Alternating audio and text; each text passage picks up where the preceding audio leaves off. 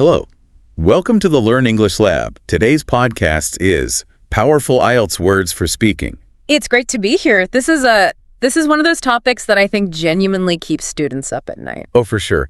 The speaking test is so different, isn't it? It's a live performance. You're on the spot. You're on stage and you don't have a script. You can't go back and edit your words. That's the terrifying part. You can't just hit backspace. You can't pause for 2 minutes and think. And I think that pressure, it creates this really specific and honestly a pretty damaging misconception. I know exactly where you're going with this. So many of our listeners probably assume that to get that high score, the elusive band 7, 8, or 9, they need to sound like they've swallowed a dictionary. You've hit the nail on the head. We call that the thesaurus trap. It's this belief that, complexity equals quality, that a 5-syllable word is always better than a 2-syllable word. And it's not. It's often the complete opposite. It can sound forced, unnatural, and the big irony is it can actually hurt your score. It can drag it down. Okay, so let's do a reality check here right off the bat. The scoring criteria. Vocabulary, or what's the official term? Lexical resource. Right, lexical resource. It's technically 25% of the total score. But it's not that simple, is it? It's not just one neat slice of the pie. Not at all. It bleeds into everything else. That 25% interacts with all the other criteria. How so? Well, think about it. If you're there in the exam room and you're digging through your brain for some fancy word you memorized, what happens? To pause. You hesitate. Exactly. And your fluency score takes a hit. The whole rhythm of the conversation just stops dead. Because you've broken the flow. You've broken the flow. And then say you finally find that word, but you use it incorrectly, or maybe it's just slightly out of context. Yeah. Now your coherence score drops because the examiner is thinking, wait, what does he mean by that? It muddies the water. So you see, having strong natural vocabulary is the foundation that actually boosts your entire performance. That's such a crucial point. So our mission today isn't to just throw out a list of difficult words. You're not doing that. We're talking about real lexical resource. Which is all about using the right word at the right time. And that's the key difference between the speaking and writing tests, right? You have to think on your feet. The goal is to sound natural. Not like a robot. Exactly. Not like a computer program just spitting out synonyms. We want to help you express yourself clearly, naturally, and yes, impressively. I couldn't agree more. We want flow, not friction. Okay, let's unpack this. Before we dive into the specific words, and we have a lot of great ones, we need to establish some ground rules. The golden rules. The golden rules of vocabulary. What is it that stops a student from sounding like they're just reading from a thesaurus? It really boils down to 3 main rules. And rule 1 is, for me, the most important of all. Accuracy over complexity. Accuracy over complexity. Tell me more. This is everything. Examiners are trained professionals. They can spot a fancy word used incorrectly from a mile away. It stands out. It stands out like a sore thumb. And it is so much better to use a simple word correctly than a complex word wrongly. My advice is always this. If you are not 100% confident, don't use it. That must be a huge relief for a lot of people to hear. Just be clear first. Be clear first. Fancy second, which leads us right into rule 2. Context is everything. Yes. This is where people get into trouble, I think. This is the heart of the thesaurus trap. Advanced vocabulary only works if it fits the situation perfectly. Let's take a word like ubiquitous. Great word. Means it's everywhere. It's a fantastic high-level word. So if you're talking about technology, you could say smartphones have become ubiquitous in modern society. Perfect. Sounds great. It's precise, it's academic, it fits. But what if the examiner asked you to describe your bedroom and you say, my socks are ubiquitous on the floor? Right. Yeah, that sounds weird. It sounds like you're trying way too hard. It's unintentionally funny. You're using this formal academic word to describe a messy everyday situation. The context is totally wrong. And the examiner hears that and thinks, okay, this person memorized a word, but they don't truly understand its weight or its feel. Don't describe your dirty laundry as ubiquitous. Got it. And rule 3. Rule 3 is all about balance. Balance is key. Meaning don't overdo it. Exactly. If you pepper every single sentence with a big word, it just sounds rehearsed. It doesn't sound like a real conversation. Think about the best speakers you know, even native speakers. They blend simple and sophisticated language. It's about the rhythm of it. It is. The advanced words should punctuate your speech. They should act like a highlighter, drawing attention to your most important ideas. You're not trying to highlight the whole page. I love that analogy. If everything is highlighted, nothing stands out. Okay, so Keeping those rules in mind and the criteria, range, precision, flexibility, naturalness. Let's get into the test itself, part 1. The interview section, the warm-up. Now, everyone thinks of part 1 as the easy part. It's all familiar topics. Your home, your work, hobbies, do you like movies? Mm-hmm. And the trap is that because the topics feel simple, people use really simple language. They almost relax too much. And that's such a missed opportunity. You don't want to sound basic just because the topic is, this is your first impression. You want to show the examiner right away that you have range. Set the bar high from the start. Precisely. So let's talk about upgrading some common ideas. Let's start with frequency. Instead of just saying, I usually do this or I sometimes do that, what are our options? Okay, a fantastic upgrade for always or usually is the word invariably. Invariably. That sounds very sophisticated. It does. It means always without fail. So instead of, I always have coffee in the morning, you could say, I invariably start my day with a cup of coffee. It just adds this sense of a fixed, absolute routine. I invariably check my phone as soon as I wake up. Okay. I could use that. What about sometimes? That word gets so overused. It really does. For sometimes, you could try periodically. It suggests something happens at irregular intervals, but it still happens. I periodically check social media throughout the day. It sounds more deliberate than I sometimes look at my phone. It does. It implies a bit more control, and then you can make a nice distinction between routinely and occasionally. Routinely is for things that are part of a system. I routinely go to the gym on weekdays. And occasionally? That works well for an indulgence, something you don't do all the time. I occasionally cook an elaborate meal on the weekend. It frames it as a special treat. And there's one more phrase here that I think just sounds so natural. Tend to. Ah, yes. Tend to is brilliant. It's so small, but it's powerful. I tend to feel more creative in the evenings. It's softer than saying, I am more creative. It shows self-awareness about your own habits and inclinations. It adds nuance. It feels less absolute. Okay, so from habits to preferences. We need to get away from I like and I don't like. We absolutely do. If you really feel something, you can say, I genuinely enjoy it. I genuinely enjoy walking in nature. It adds that layer of sincerity. Or if it's a stronger feeling. Then you have a passion for it. I have a passion for landscape photography. That signals a much deeper interest. Now, there are two that I think people mix up. Keen on and fond of. What's the difference? That's a great question. They're not quite interchangeable. Keen on is fantastic for activities and interests, especially trying new things. I'm quite keen on trying new cuisines. It shows enthusiasm. Okay. Fond of is more about affection. You wouldn't say I'm keen on my grandfather. Sounds a bit odd. You'd say I'm fond of my grandfather, or I'm fond of old bookshops. It has a warmth, an emotional connection to it. That's a really clear distinction. Keen on for activities, fond of for affection. And what if you're talking about a belief or a value? Then you can say you're a firm believer in something. I'm a firm believer in the importance of work-life balance. It shows conviction. It tells the examiner, this isn't just a casual preference. This is a principle for me. I like that. Okay, last thing for part 1.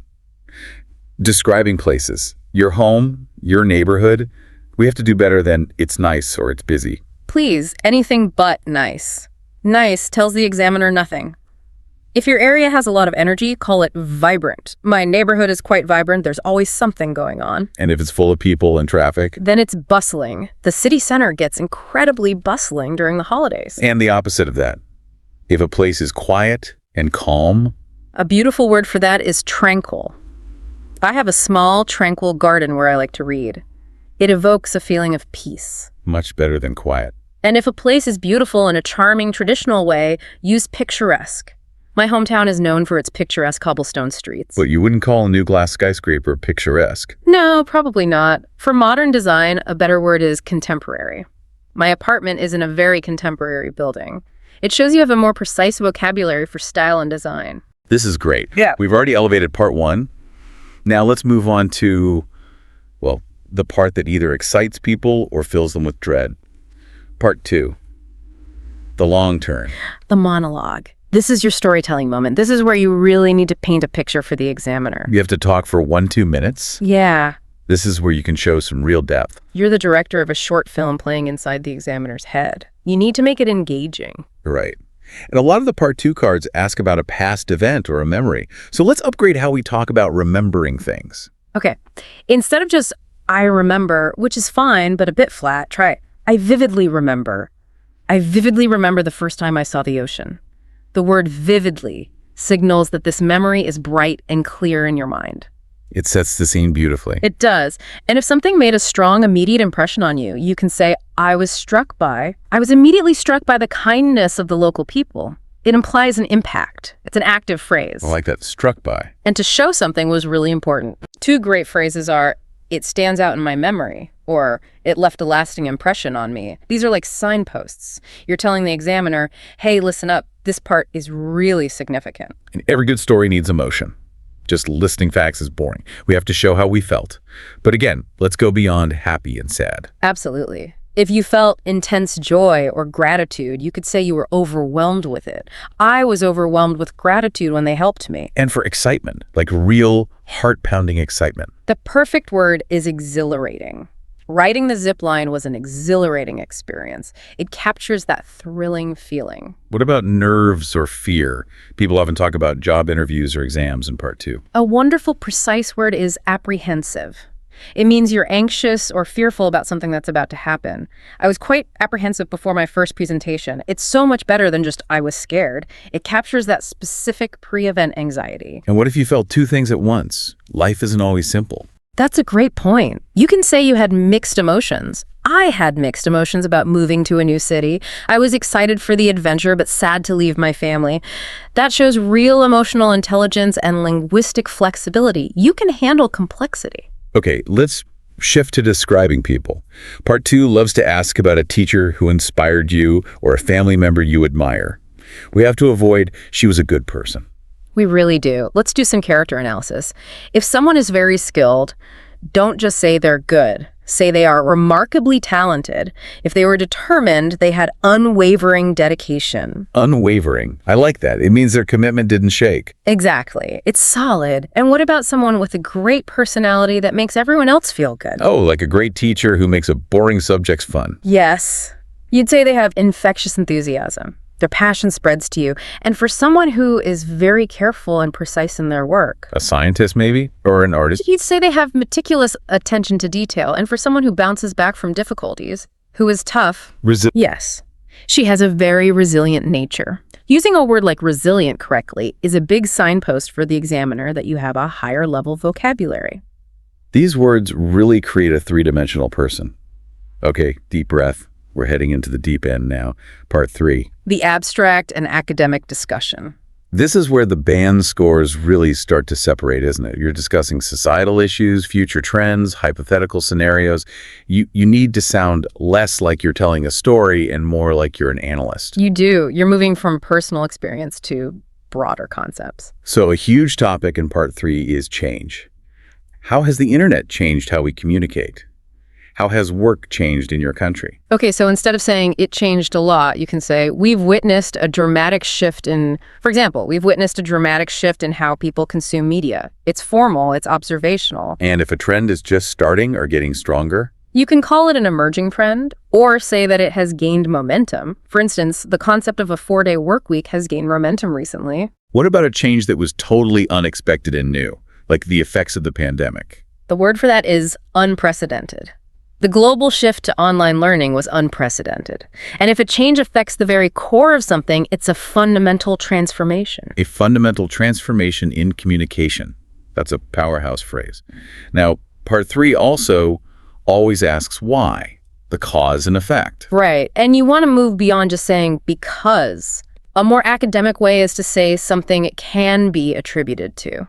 For instance, the increase in screen time can be attributed to the rise of smartphones, or that an issue stems from, which means it originates from, the misunderstanding stems from a lack of clear communication. And there's a phrase I love for consequences, ripple effect. Yes, the ripple effect. It's a great visual metaphor. A change in government policy can have a ripple effect across the entire economy. You can just picture the wave spreading outwards. It's very effective. So effective. Okay, comparing and contrasting. Also huge in part 3. If two things are extremely different, you can say there's a stark contrast between them, or that they are markedly different. And if you're finding unexpected similarities, you can say you draw parallels between two things. It's interesting to draw parallels between the digital revolution and the industrial revolution.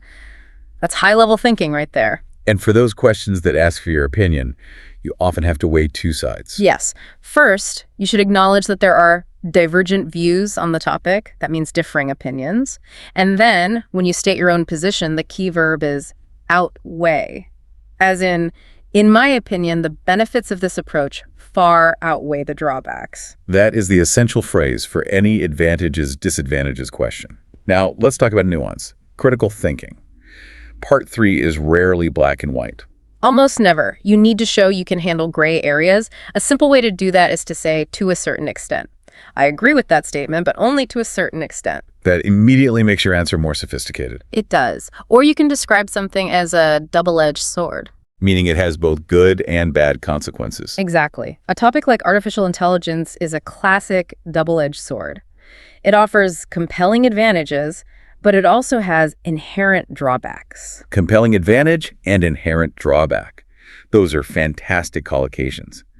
Compelling suggests it's a really strong advantage, and inherent means the disadvantage is built in. Precisely. And for those what-if questions, those hypothetical ones, What would the world be like if? you can preface your answer with hypothetically speaking, or, well, in an ideal scenario. It signals to the examiner that you understand you're moving into the realm of theory and imagination. Fantastic. Okay, we've gone through the test part by part. Let's switch gears and talk about topic clusters. Because the IELTS can throw anything at you, but the topics often fall into a few big buckets. This is about being prepared, having a mini toolkit for the most common themes. Let's do a quick round. First up, technology. You need cutting edge and revolutionary. If it's something that completely changes an industry, like Netflix or Uber, that's disruptive innovation. And the opposite. What happens to the old tech? It becomes obsolete. CDs and DVDs are now largely obsolete. Okay, next cluster. The environment. Everyone needs to know carbon footprint and biodiversity. And for solutions, you talk about sustainable practices and having an eco-conscious mindset. Education. A holistic approach is a great term, meaning you consider the whole student, not just their test scores. Teachers aim to cultivate curiosity. And a formal term for teaching styles is pedagogical methods. And what about learning on your own? You could talk about self-directed learning, or if you want to be really impressive, autodidactic concepts. Autodidactic. That's a band 9 word if I've ever heard one. It is, but it means self-taught. So in the right context, talking about online learning, it's perfect. Last one. Work and society. We talk about a person's career trajectory. We worry about a lack of social cohesion in our communities. And a huge one for modern work is the health risk of a sedentary lifestyle. Sitting at a desk all day. Great. So we have all these words, these bricks, but now we need the mortar to hold them together. The glue. Let's talk collocations, idioms, and transitions. Starting with collocations. This, to me, is the secret sauce to sounding fluent. It really is. Collocations are just words that sound right together because that's how native speakers use them. This is why we say make an effort, not do an effort. That's a classic one. So let's run through some really useful collocations with common verbs. What about make? You make a difference, you make progress, and you make a contribution. And take. You take responsibility, you take measures to solve a problem, and you take the initiative. How about raise? You raise awareness about an issue, or you raise standards. And a very professional sounding one, address. Oh, yes. You don't just talk about problems. You address issues, or you address concerns. It sounds proactive, like you're going to do something about it. Okay, what about idioms? This feels like a danger zone. It's a huge danger zone. Students hear some slang in a movie and try to use it, and it just falls flat. Or they use a really old cliche idiom like, it's raining cats and dogs. Which nobody actually says. Nobody says it. The key is to use safe idioms. They are common, professional, and clearly establish your proficiency. Give us the safe list. In the long run is a great one, meaning eventually, at the end of the day, which means ultimately, and a blessing in disguise when something seems bad at first, but turns out to be good. And what if someone says something that is perfectly correct? You can tell them they hit the nail on the head. Love it. Okay, transitions. The signposts that guide the listener. So important. If you want to show a contrast, don't just use but.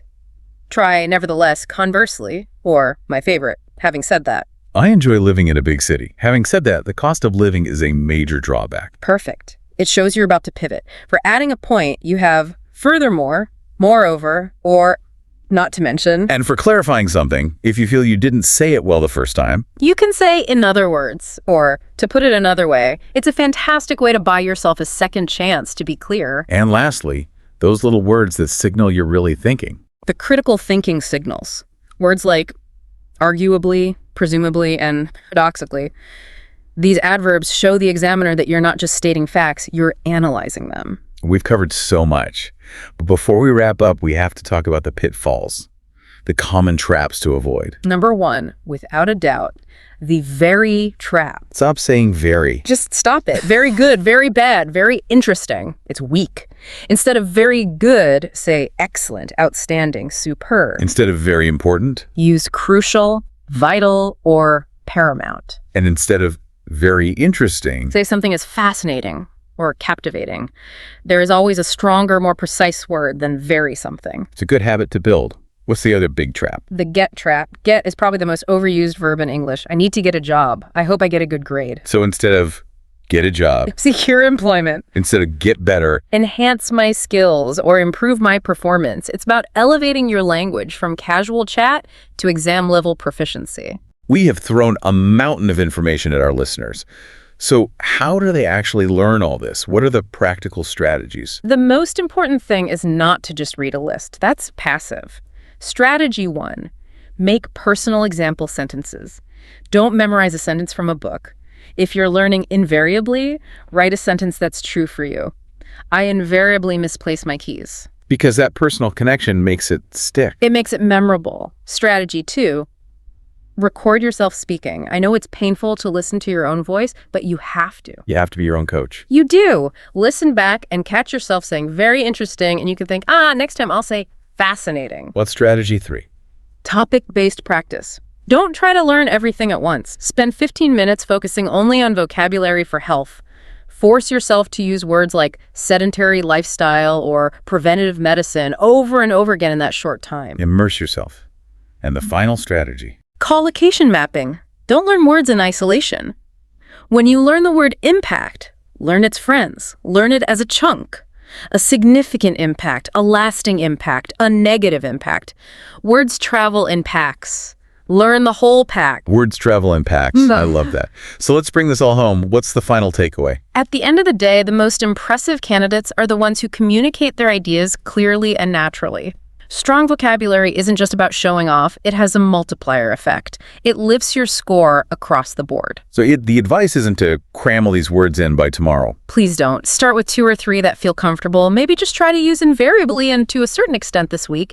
Integrate them gradually. If you force it, you'll sound robotic. You'll break the flow. And flow is everything. Flow is everything. This has been a genuinely fascinating deep dive.